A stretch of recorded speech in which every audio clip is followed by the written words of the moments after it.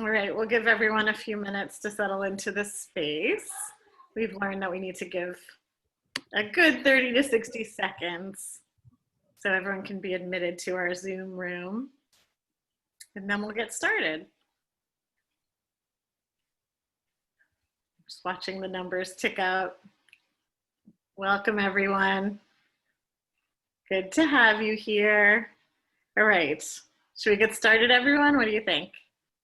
All right, so welcome. Thank you for joining us for today's session for our virtual Compassion in Action conference.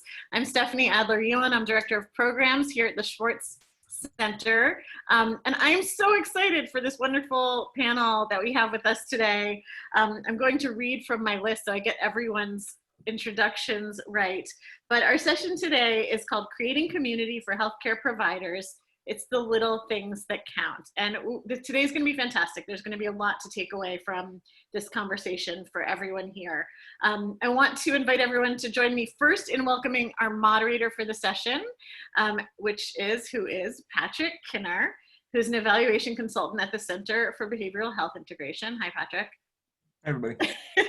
And then we have our panelists. We have Julie Hayslip, clinical professor of nursing and attending physician for the Department of Pediatrics at the University of Virginia. Hi, Julie. We have Natalie May, Julie's UVA colleague, who's professor of research at UVA School of Nursing and School of Medicine. And then we have our friend Liz Metro. Hi, Liz, who is CEO of Women Writers in Medicine. And this is your second appearance at the conference, I think, right? So welcome back. Okay, so with that, Patrick, I will hand it over to you. Thank you very much. Hi, everybody. My name is Patrick Kenner, and I'm a program evaluation consultant, a licensed mental health therapist, and our moderator today. As we all know, burnout and clinician dissatisfaction has been an increasing concern prior to COVID, and the stresses of the pandemic certainly haven't helped. While there may have been a brief period of professional satisfaction associated with being involved in a time of great need early on, as the unrelenting stress of the pandemic wears on, healthcare workers are becoming increasingly fatigued and weary. In this setting, it may seem that addressing the stress, injury, distress, and burnout of healthcare workers is a Herculean task. Today, we'll hear from 3 researchers who are finding that there are a number of small things that can create an outsized positive impact. Elizabeth Metro is a writer and the CEO of Women Writers in Medicine. For nearly a decade, she's worked with some of the world's largest healthcare organizations to unpack burnout, fulfillment, and belonging, with a particular focus on the unique experiences of women and early careerists. She's a tireless champion for the peerless power of community and the human longing for meaning. And in the words of John Lewis, she believes that we should all be making good trouble. She currently leads a national study on the role of community in healthcare, both for patient outcomes and clinician wellness. Natalie May is Associate Professor of Research at the UVA Schools of Nursing and Medicine and a founding member of the UVA Center for Appreciative Practice. In addition to the research on mattering that she's conducting with Dr. Hayslip, she has conducted extensive research on wisdom in medicine and facilitates appreciative inquiry summits and leads monthly sessions on the applications of appreciative practices in healthcare. Julie Hayslip is a faculty physician at the UVA Schools of Nursing and Medicine and serves as director of the Center for Appreciative Practice and co-director for the Center for Interprofessional Collaborations. She and Dr. May's current research is focused on what makes clinicians have a sense of mattering and how that impacts their professional satisfaction. Today, our panelists will be discussing the impact ambient relationships, mattering, and appreciative practices can have on professional satisfaction and the small changes that can enhance our experience in a big way. I believe we're starting with a question for the group. Liz, do you want to get us started?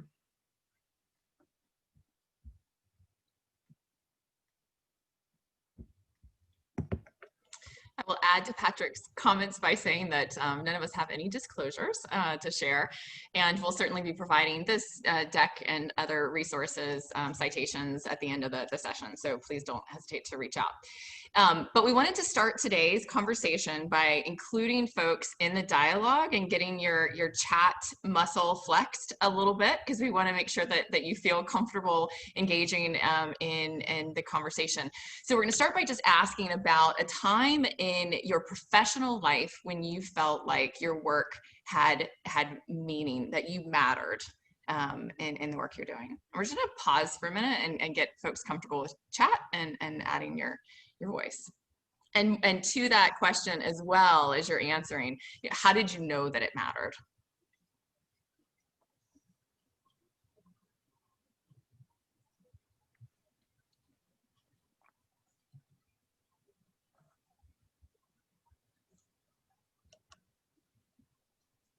So as folks answer that question, and again, play with chat and please play with it liberally, I am going to sort of jump in and start the dialogue today by sharing a little bit about the research that I've been involved in, and then each of my colleagues will do the same before Patrick then facilitates a much broader conversation to get into the nuance. So this is my second appearance at the Schwartz conference, so I feel like I have a lot of friends here in the Schwartz world, and it's lovely to spend the end of our week talking about friendship with dear friends of ours. And I want to so by way of background, I've been spending the last almost 10 years studying relationships, particularly in the healthcare context. When I first started, I was at the National Institutes of Health at a time when people were really thinking about burnout. It was starting to really gain traction. We were seeing more and more studies. Most of you know the data, sadly, all too well, in terms of just the increasing levels of provider dissatisfaction and really every specialty and sphere of the workforce. And I am not a clinician myself. I come from this as a writer and as a sort of researcher, and so I was given this task to go forth and ask the question about what drives dissatisfaction, right? So I have thousands of surveys and conversations and focus groups, and as I continued to ask the question, what drives dissatisfaction in the workforce, I was getting just myriad responses, as I'm sure I would get if I were to ask you to describe your last bad day. It's everything from work compression to stress to EHRs and PPE and all of these challenges. But what's interesting, although I'm not a clinician, I am a practitioner of language, when I flipped the question around and stopped asking what drives dissatisfaction and started to ask the question, what drives satisfaction? So tell me about your last best day. The answers were consistent. And I'm not looking at the chat function right now, but I would venture a guess that this prompt that was shared, many of the responses are quite similar. And when I asked the question, what drives satisfaction in the workforce, what I was hearing was all about connection. And specifically, I love to sort of cite the 3 Ps, connection to patients, to peers, and to purpose. So this deep desire to really be deeply sort of entrenched in community. The way my one-liner is to lead a purpose-driven life in the context of a community. And that is very hard to do in 2020. Whoops, I'm gonna go a little too far. We are seeing so much emphasis right now, and COVID has not just, it's not really just exacerbated, it's exposed what already is, and that is this rise of loneliness. Countries around the world have been establishing ministry level positions for individuals to lead efforts to mitigate loneliness. Dr. Vivek Murthy calls loneliness the greatest epidemic of our generation, and healthcare professionals of all people know how devastating that is for health outcomes, for sense of belonging and connection, and all of it. I love this next slide because as we think about the importance of connection, it's been argued that in Maslow's hierarchy of needs, that physiological needs may actually follow social needs.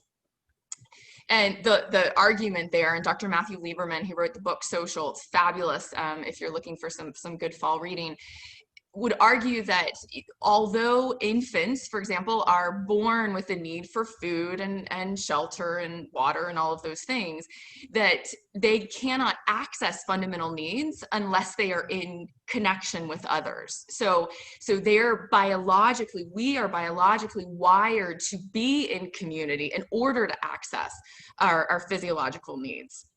So, so when we think about connection as sort of a nice to have, like, wouldn't it be lovely if, in fact, the sense of belonging and being deeply connected is essential to survival, from a biological perspective. So where I want to land today, and we're going to get into the weeds on this a bit in the Q&A section in terms of like how to actually do community and do relationships, is that so often when we talk about relationships and the need for connection, we tend to focus our energy on what would be considered strong social ties, like building strong community, having spouse, family, et cetera, et cetera. And in that conversation, we neglect what many researchers call weak social ties. I think that's a little pejorative. I refer to them as ambient relationships. I also think ambient relationships is a better descriptor because our ambient relationships are our landscape people. They're the place making, place reinforcing people that give us a sense of where we belong in community. The barista at our local coffee shop, the person at the front desk that we greet. We might not know their names, but what ambient relationships actually do, and arguably in many ways better than strong social ties, is that they're the scaffolding of social capital, right? So they provide this sense of like who we are as an us. Prior to my work in healthcare, I worked in international development for the State Department, and specifically in civil society development. And civil society development is just really about fostering social capital, creating these spaces for healthy communities to thrive. And the more so what we know about effective social capital, like generating, is that it's necessary to tie that we can track the rise of social capital with the rise of those informal networks and those ambient relationships, because once you start to develop those, we also increase psychological safety to then go out and to be in community and to start to build economic, structures and infrastructure. So I'm gonna hand this off because we're gonna get back into like how do we do that? But I will end by saying one more sort of caveat on the role of ambient relationships. When so many organizations, Mayo Clinic proselytizes, as do I, community and spaces for community. When we do that, sometimes our emphasis on strong relationships at the expense of ambient relationships does two things. One, it can get very insular very quickly. And two, we tend to foster our strongest social ties with people who are like us, who are our kin, right? Who share a lot of common characteristics. And what we know in that is that that sort of surrounding ourselves with likeness can erode opportunities to appreciate diversity and inclusion. So creating more spaces for more ambient relationships to foster is an opportunity too for us to develop greater respect across the spectrum and for people who are different, so we can start to build those social relationships as well. So again, we're going to get into the weeds on all of that very, very shortly, but would love to share the stage with Julie to talk about mattering.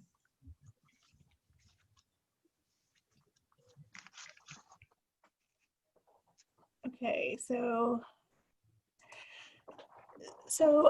I learned about mattering when I started a Master's of Applied Positive Psychology degree that I undertook during a time when I was actually experiencing some burnout and where I wasn't really feeling very connected with my work environment. And so this was kind of a voyage of self-discovery.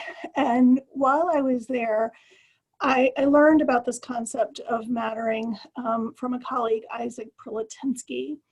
And this concept comes out of social psychology and was originally defined as the feeling that we make a difference in the lives of others and that we're significant in the world around us. And when I first heard this definition, my immediate response is, this is what healthcare is all about. This is what we're all here to do. We're trying to make a positive difference in the lives of others and, and to be significant in some way. And I really like this definition, but it's one that also, takes a long time to say. And so Isaac kind of boils it down, and he talks about it as being in a place where you're adding value and feeling valued. And it's interesting because when I think about this in the context of what Liz was just talking about ambient relationships, yesterday I went into a sandwich store that I used to go into with some frequency prior to COVID, but I haven't been in my office very much. So I went in yesterday. It was the first time I'd seen the folks there in several months. And the owner looked at me and said, "Oh, long time no see. I'm so glad you're back." And it was one of those things like, how many people does he see in a day? But he noticed that I was there, and all of a sudden I felt valued and I felt like I mattered. So it's mattering as a concept has been studied mostly in the education literature and again, the social psychology literature. And in those studies, it's found that a sense of mattering is related to a number of kind of the classic definitions of well-being. So things like having higher self-esteem and a lower incidence of depression. And when it started kind of getting over into the education literature, then it really started to appeal to me in terms of being a physician educator. And they found that students who get into a college or a university and find a place where they feel connection and they feel like they matter have a much better adjustment and much more success in a college or university setting. And then Stoner was doing a PhD down in Texas, and he was actually interested in resident assistants and people who live in the dorms with the students. And he actually found that the RAs that said that they felt like they mattered to the students with whom they worked were much more likely to come back the following year, and they reported a decreased incidence of burnout. So I'm not going to go into all the details about the definition and the domains of mattering, but it's not surprising that these are associated with well-being, because if you map them out, they really map out nicely to the critical fundamental human needs that Liz was starting to refer to. So things like social belonging and self-efficacy, self-determination, and the desire to be a part of something bigger than oneself.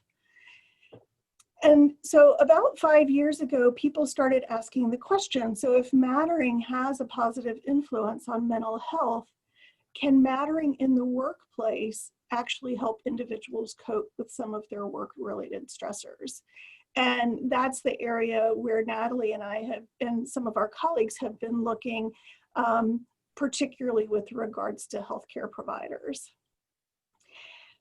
There are two scales that are looking at this, and I'm pointing this out only because I think it'll come up later on.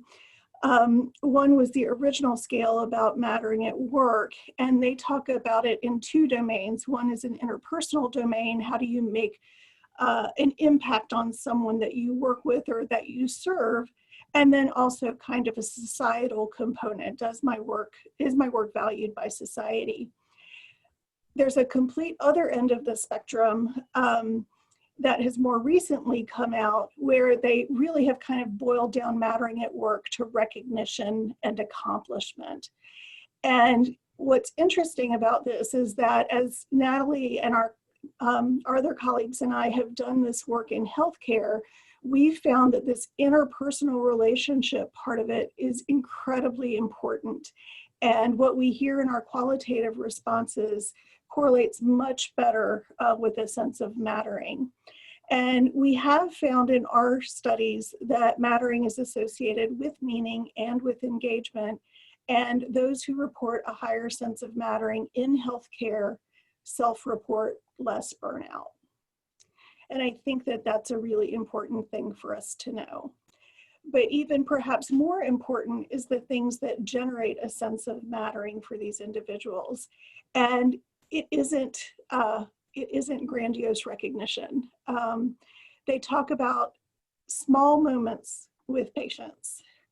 They talk about their relationships with their colleagues. And I have that one bolded because as we've been talking about people, about mattering with healthcare providers in the setting of COVID, it seems like this kind of collegial nature and this reliance on one another has become much more important in terms of people's sense of mattering. They talk about being able to have a positive impact because of their professional expertise, or sometimes when a peer recognizes their expertise.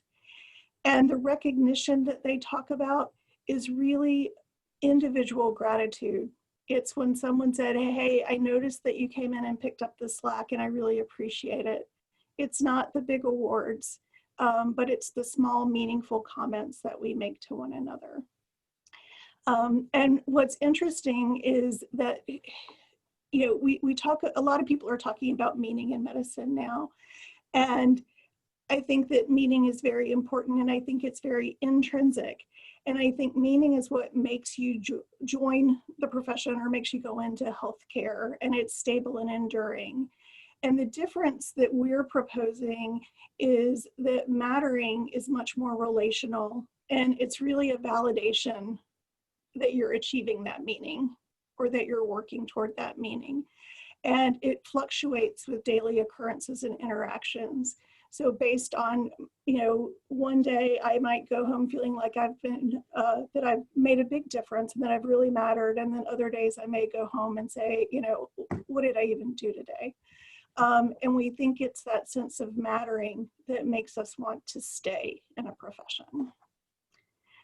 So I'll stop there and actually I will comment though, I have been reading some of the chat dialogue over here, and I am seeing in here the same kind of themes around adding value, feeling valued, and interactions, one-on-one interactions.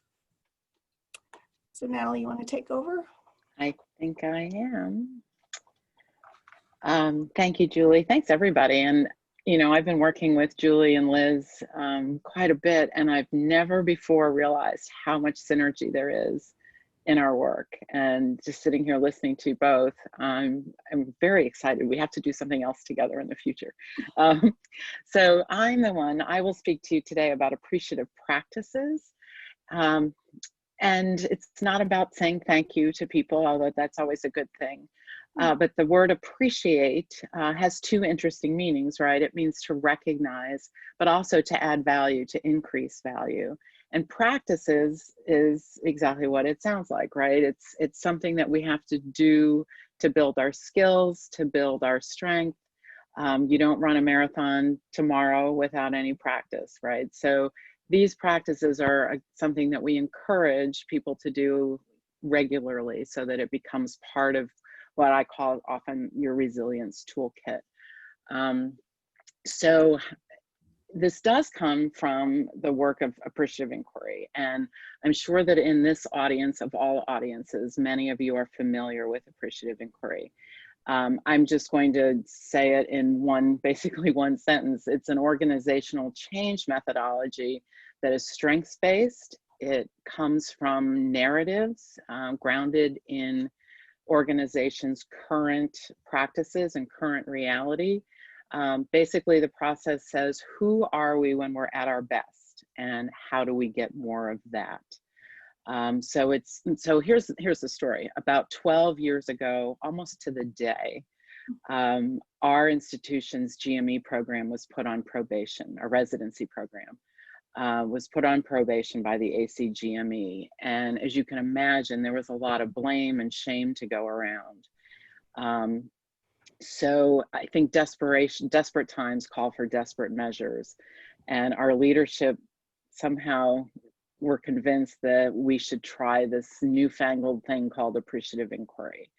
So rather than going around and figuring out who made mistakes and what went wrong, we were asked to interview. We actually interviewed over 100 people, everyone from surgeons to custodians to librarians to residents, medical students. And we asked the question, and this is so in line with what Liz was talking about.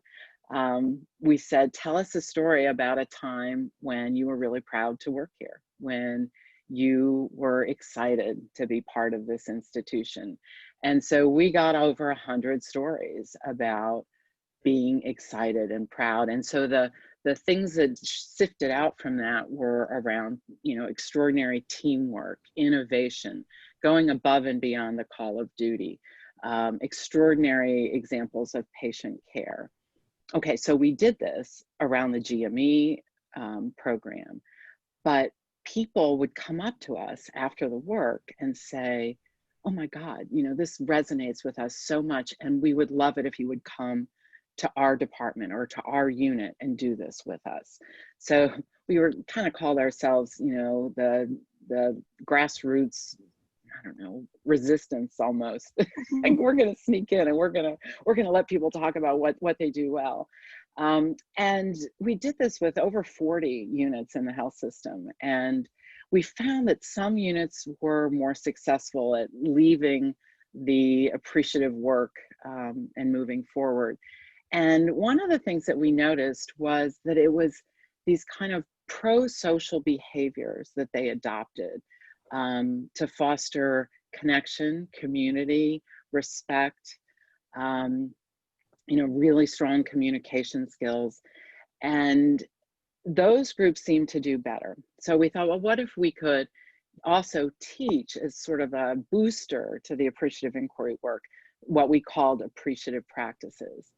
And there's, this all makes sense, right? And the fact that all these people kept coming up and saying, yeah, that resonates, that's what I believe too, that we should, look for the good and build on our strengths. But there's now a lot of research coming out on these pro-social behaviors and even these behaviors in healthcare. Last year's Taking Action Against Clinician Burnout has a lot of information about relationships, positive relationships and connectivity. The IHI framework on improving joy at work talks a lot about some of the things that we include in appreciative practices. So you can see from this list, and you'll get the references as Liz mentioned, but these are a lot of these really important benefits that come from these kinds of positive activities that we were ahead of the curve calling them appreciative practices. Today, I'm just going to give you a brief overview, but the appreciative practices are grounded, as I said, in these appreciative inquiry principles. And if this is the kind of thing that really floats your boat, I highly recommend Jackie Kelm's book, Appreciative Living. She does deep dives into each of these principles and in ways that really connect to our daily lives. It's very, it's well researched, but very accessible. I'm only going to talk about 3 of the principles, the ones in blue italics, but let me just briefly explain the 5. And these are the 5 core principles. There are other ones as well. This constructionist principle comes from social constructionist work. And it's basically the belief that reality does not exist, that we create it together in relationships and in our interactions with one another. So a really important part of this is the language that we use, that we have to be very intentional about our language. And we know in healthcare that this is a really important element. There was a recent study that I read about that said that cancer patients who called themselves survivors did better than people who called themselves, I don't know if it was victims, but those patients were more likely to do self-care behaviors and had better health outcomes. Think about calling, this is coming up in education a lot, calling a student attention-seeking versus connection-seeking. So there are a lot of examples in that. The poetic principle is it comes from the art world, but it basically says that there's something of beauty in everything. It just depends on how we look at it. The story I tell is my daughter made this yellow paper cup Christmas tree topper, and it's really quite hideous, to be honest. But my husband and I take that out every year and put it on the Christmas tree, and it is just the highlight of our evening. My daughter sits on the couch and rolls her eyes, but she's not looking at it through the eyes of love that my husband and I are looking at it. The simultaneity principle is exactly what Liz was talking about before. It's the questions that we ask that are fateful. You can ask, you know, what do I have to do today? Or you can ask, what do I get to do today? You can ask, there's just 1,000 different ways that you can ask the exact same thing. The anticipatory principle is the principle that we move toward the future, the vision, we move toward the vision of the future that we hold in our heads. And the more positive that vision, the more positive our future. This gets to like Pinterest boards and vision boards that, you know, if you, or my other favorite example is it's easier to lose weight if you know you're going to a wedding or a class reunion because you're visualizing yourself at that event. My favorite quote in healthcare is we were working with rehab nurses and therapists, and they told us that when a new patient comes to them, they don't see the patient as they are right then. They see the patient as they will be when they've completed therapy. So that vision of the patient several months from now or weeks from now is what guides their work.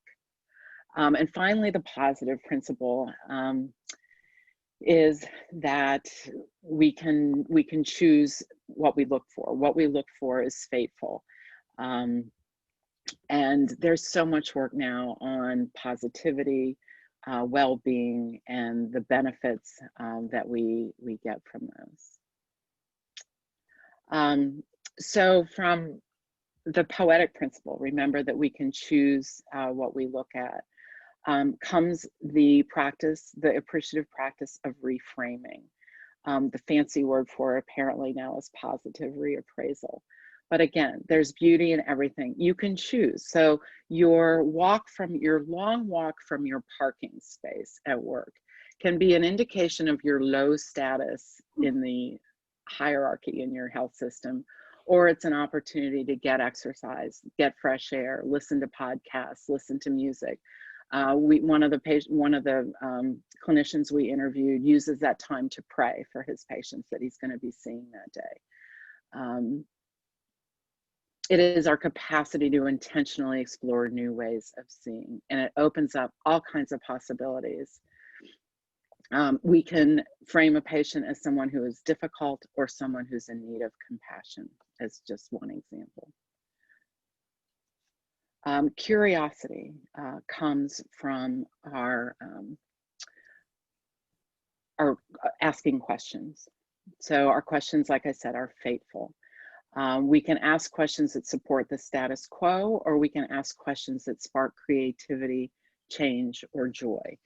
We can choose our questions.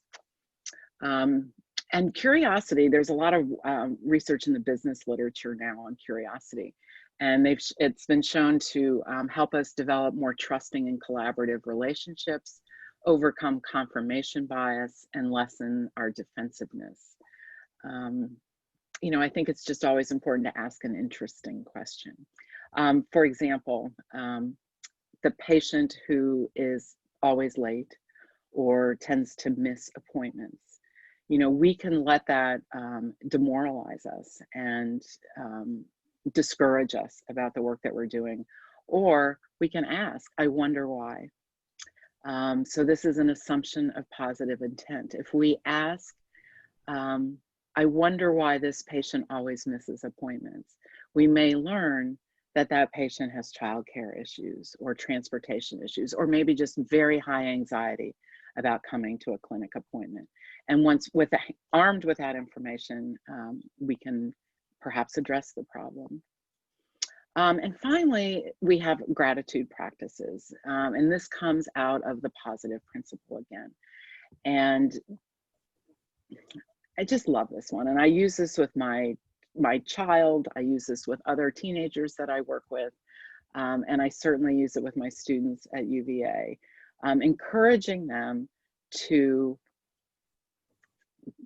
do a gratitude practice as simple as at the end of every day, write down 3 good things that happened, 3 things that you're grateful for. And it doesn't have to be, you know, I won a Nobel Prize or I got an A on an exam. It could be that I went for a walk with my friend and her foster puppy, or I had Chick-fil-A for lunch, or, you know, I ran into somebody I hadn't seen in a long time. It can be anything. But what it does is that it focuses your attention on not the things that could potentially defeat you and bring you down, but it changes your focus to things that foster positive emotions. And again, the emphasis is on the word practice, right? I always encourage people to do this for at least 10 days. And this is such a great practice because it can be done by anyone.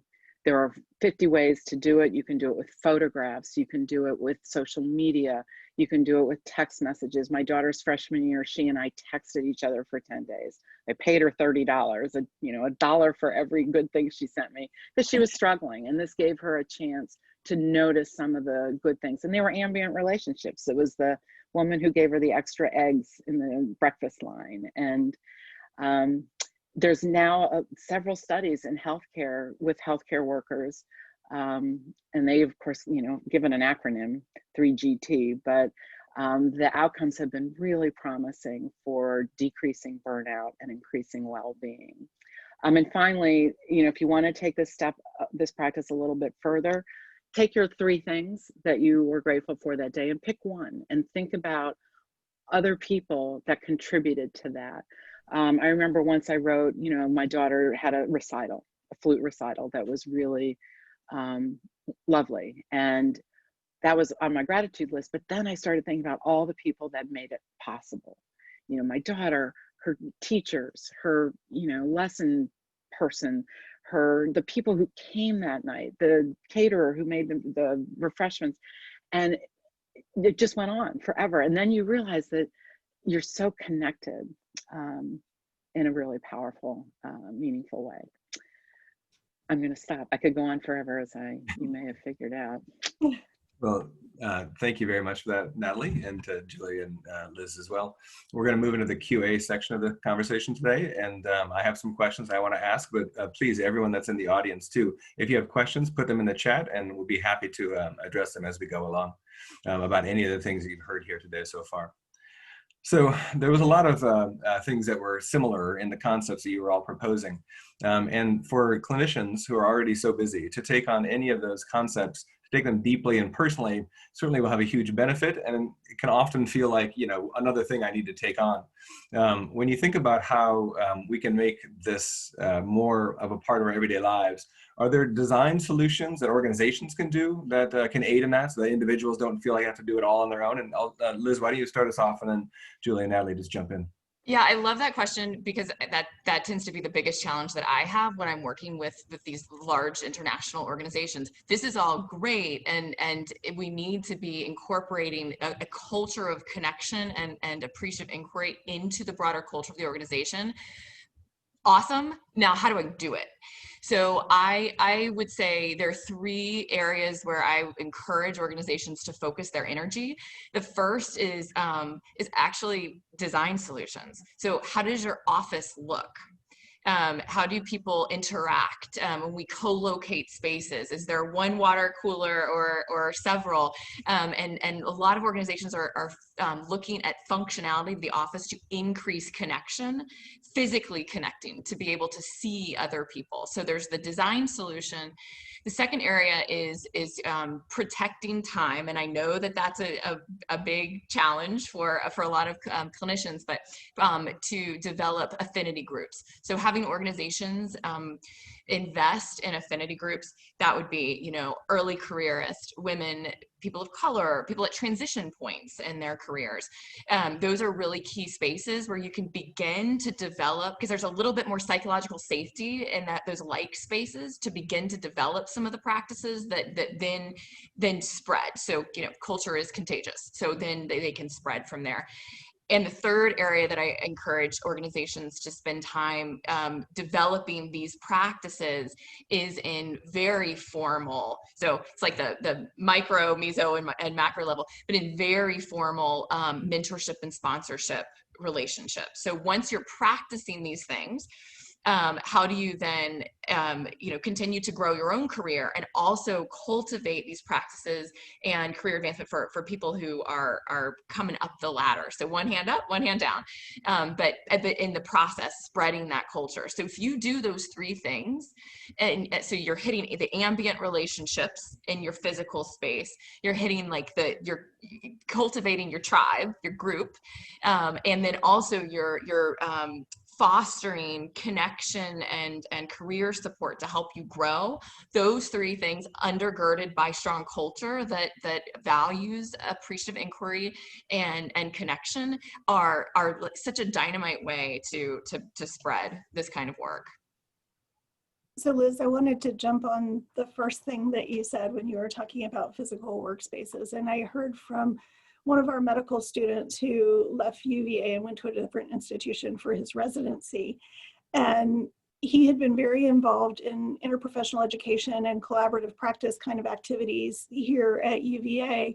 And when he went to the other institution, he found that he would be sitting in the doctor's workroom, which had a closed door.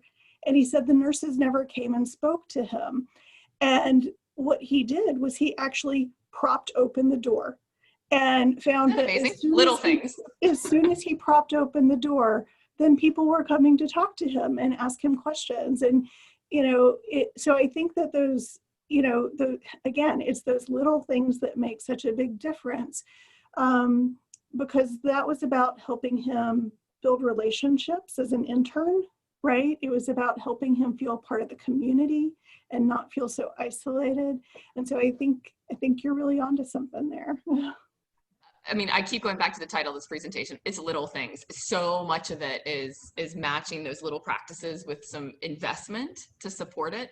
But yeah, it's often smaller stuff. One of the departments where I worked, I think one of the worst things that they did was they had a round table with a coffee machine and the water cooler and the refrigerator. And then they took that all away and put cubicles in for administrative staff. So all that interacting, collaborating that happened informally around that table disappeared. And it was too bad. I like this question, Patrick, because I think when we talk about resilience and self-care work, which is coming up so much now, we tend to say, okay, the individual is responsible for this. And it's not. They cannot do it in isolation. The institution needs to support it. And so I think all of us are working on ways that we can encourage organizations and health systems to foster these practices themselves. And in terms of appreciative inquiry practices, I think one of the things that we found is people start to see each other in new ways by asking different questions. And, you know, I forget who it was, Julie, but somebody told us that they'd made a bulletin board, and that month everybody had to bring in a picture of their pet and put it on the bulletin board, which sounds so silly, but people just loved it. And they were able to start new conversations, and patients saw them. And I don't know. We do a lot of things at our institution, which we'd be happy to talk with folks about offline. Also add to that about the questions, and leave it to a writer who spends awful lot of time interviewing folks. Decks of cards for folks who are looking for little things, small ways to cultivate connection with your teams. That takes 60 seconds.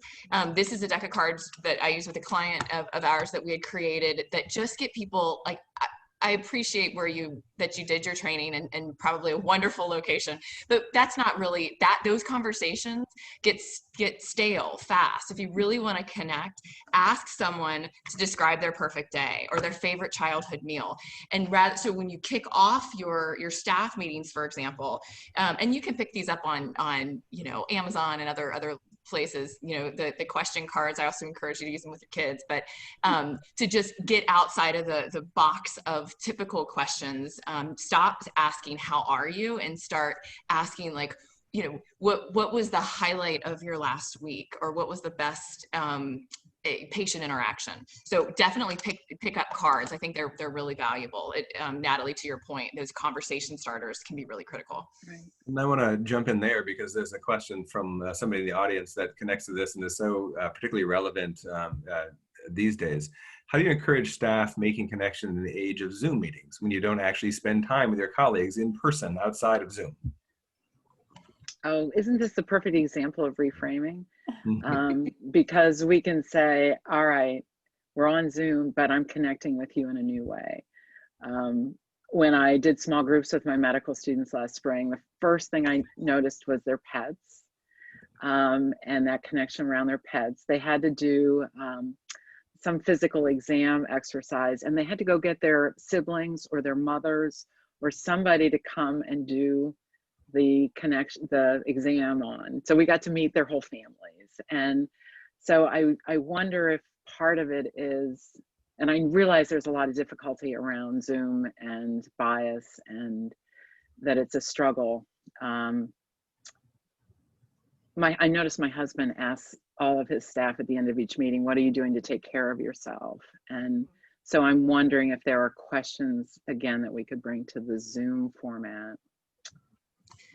Well, go ahead, Julie. Well, I was just going to say, one of the things that Natalie and I had reflected on is how much you can actually get to know people based on what's going on in their background. And as an example, I can tell you that Natalie is a quilter, and I can tell you that because I know that, but I can also tell you because there's a beautiful quilt behind her that she made. But it gives you an opportunity, to say, hey, Liz, I see those two paintings that are back behind you. What's the story behind those paintings? Mm-hmm. Right. And, it only takes a minute of time and you can then move on to something else, but it gives them a chance to get to know someone as a person. And that's one of the things that we've seen again in our mattering work, when someone took the time to say, oh, I know that last time I saw you, your daughter was having surgery. How did that go? Right. And so then all of a sudden you feel like, they cared enough about you to remember that, to ask about it. And it goes a long way in terms of creating community, mattering. And I think we need to pay attention to the people who are not on Zoom with us. Julie and I were just looking at some data this morning, and there was an issue around, she was not included in meetings because that was not her typical job, but she feels like nobody's paying attention to her, like she's not needed because they're not seeing her in the hallway, they're not talking to her. And I don't know the answer to that, except at least an email to somebody and say, how are you doing? They may be doing all their work online, but there are two things. One, I appreciate, Natalie, that you brought up bias, because I always have to preface my response to this by saying that, coming into someone's home who has privilege and resources can also, depending on your staff makeup, if you have executives and junior level staff who may be in apartments or smaller spaces, they may feel uncomfortable. So I'm always kind of cautious about doing the house tours and things like that. So I say that, and then sort of we'll put that aside. What we have done, so in a lot of my work with United Health Group and Adventist Health and other larger systems that we work with, we actually host several huddles a week. And some of them are affinity groups, and some of them are just like anybody on, and they're only 15 minutes long. They're 15 minutes or 30 minutes, depending on the group. And they're at the end of the day. So that's like 5 to 5:15, we do checkouts. So high, low, that's it. And it's just a quick, and if people want to stay on and they want to chat or they've had a really long day, that's fine. But it's just, most of the time people are in the parking lot or in their car, like on their phones, doing a quick checkout. So it's actually been a great way to physically see people, and for some of the healthcare partners, for example, in California, where we've been doing this work for several months since the pandemic started, we're now meeting 3 times a week, 15-minute checkout. How'd you do? What's going on? And that way you start to see it. You don't even have to ask the question. You see it in people's faces if it's been a day, and often it's been a day. So it just says, we see you. And so the consistent theme then that I heard from all 3 of your responses was look for opportunities to build in the personal connection into what can feel like a very impersonal venue. Zoom can seem like a place we come together to talk about very specific prescribed topics, and not a place to kind of have the informal conversations, the informal check-ins. Does that seem like a fair statement? Yeah, but I think it actually extends even beyond Zoom, though. One of the things one of our study participants said was, there's nothing I hate more than the mass email. Like, don't send a mass thank you email, because then it completely loses its value. We've heard other people say things like, I don't need a balloon and a cupcake. I need someone to listen to me. And so I think it really, in a lot of ways, boils down to, genuine human connection through whatever means it is. And I think that we were already, before Zoom, starting to lose some of that in the races toward productivity and RVUs and all those other kinds of things. The part of our work days that was getting eliminated were these small moments with other people. The chance to go down to the coffee cart and see the barista, right? Like, those are the things that were getting eliminated. And so we talk about it in the context of Zoom, but I don't think it's unique to Zoom. Julie, that what you said, like, you hit the nail on the head in this notion of like being intentional. So like when we think about, and sort of you teed it up, Patrick, so we think about bringing community into the spaces that already exist. Do not make it an afterthought. It shouldn't be the question that wraps up the session or the mass email that you send out. Thanks to all y'all. I am from the South.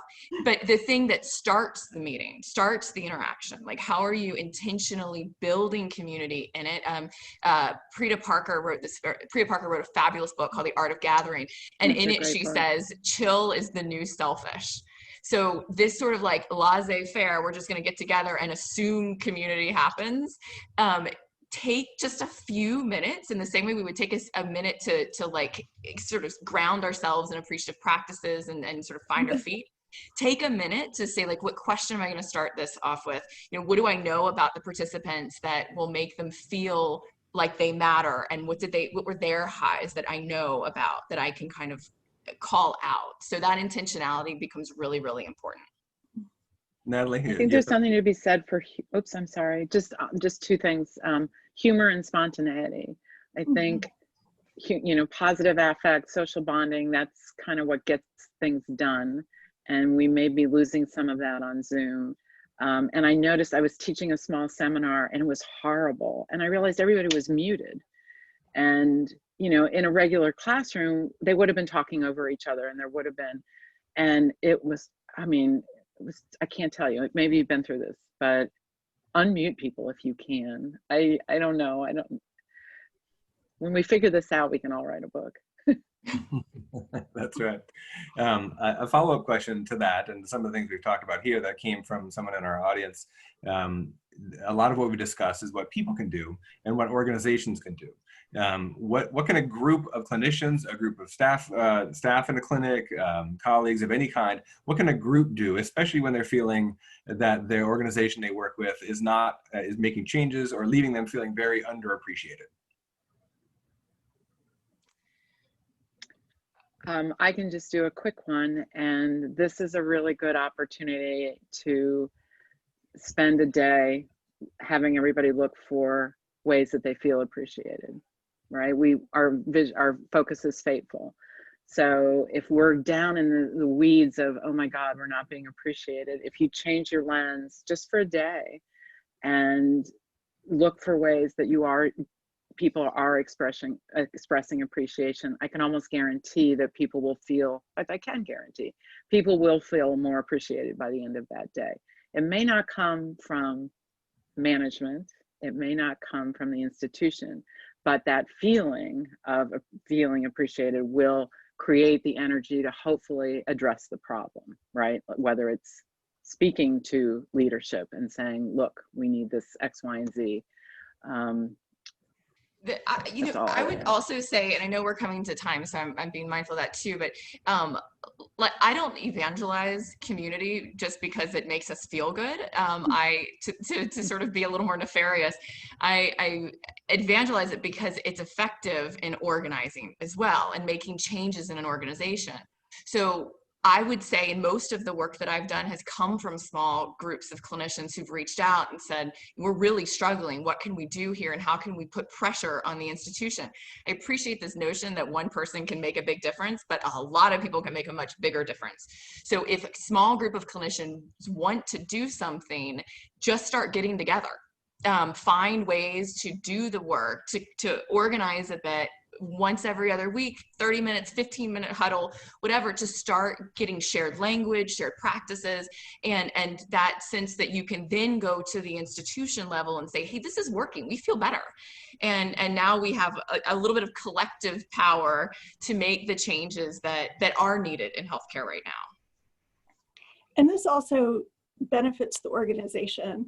You know, if you talk to the folks that run the Gallup surveys, the single best predictive question about someone staying with an organization is their answer to the question, I have a best friend at work.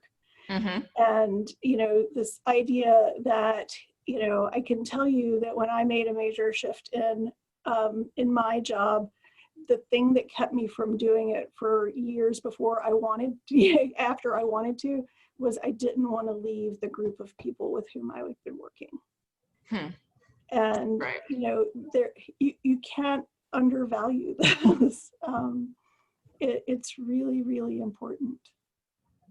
Well, and when we get into the things around measurement, Patrick, you can speak to this as an evaluator, probably better than all of us, but like, how does an organization measure the impact of appreciative inquiry and community building and all of that within an organization? And there are ways to measure, quote, the soft stuff. And usually the soft stuff correlates to the real stuff around attrition, retention, wellness in the workplace, all of those things that organizations are very much looking at right now. Very much so. And Julie, you mentioned a couple of scales earlier that can be used to measure this. And I think there's other things that organizations can do around relationship mapping, measuring engagement, staff commitment to mission, things like that, that will help to tap into some of those things. I want to be very sensitive to the fact that we just have 3 minutes left, but I still wanted to sneak in one more question. What do you say to someone who says, this sounds great, but aren't you just kind of seeing the world through rose-colored glasses? I mean, we face a lot of very real challenges, very difficult situations every day. How do we hold this up against that? Well, I've been accused of wearing rose-colored glasses for much of my adult life, and I would argue that, first of all, I would say no, I'm not wearing rose-colored glasses. These relationships that build strength and resilience are what allow us to solve problems. So we're not ignoring problems, we're developing the capacity to address them.